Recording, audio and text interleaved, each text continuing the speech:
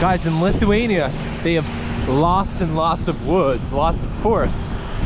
And with lots of forests brings lots of trees. And with lots of trees brings loggers, and it also brings artists who can do really amazing things with trees. And this here is a great example of it.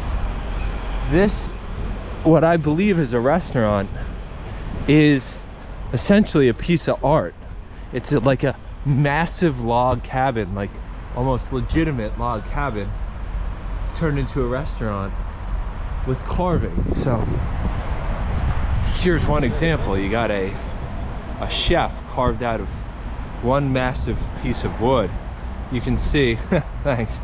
You can see this would be the tree here, and then they would have just chopped into it slowly but surely and created this chef out of what would have originally been this.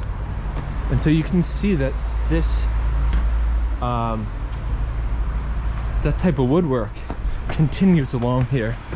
As you look at, say, let me get closer, all these different carvings. So here's another tree, would have been there, but then they turned it into a man with,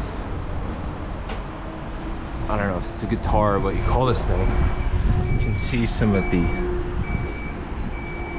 divots created by the tools. Here's another. See if I can get his face. Hopefully you guys can see that. This guy's got a gun. And then there's one more here. It's a man with a fish, the fisherman. And then if you just look at this, like, detail, this beautiful wood, right? And this is real, I mean, it's real. It doesn't get more real than that, real legitimate wood. And it's just like caulked. It's just, they put this between each piece of wood, and that would like insulate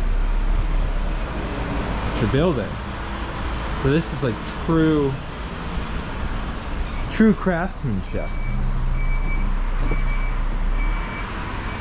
You can see it there. You see they like wedge log there with log crossing here. And I'll show you this guy. It's a man, maybe a whiskey barrel up here. I'm not sure what this is. Definitely something. And then there's a man with an axe.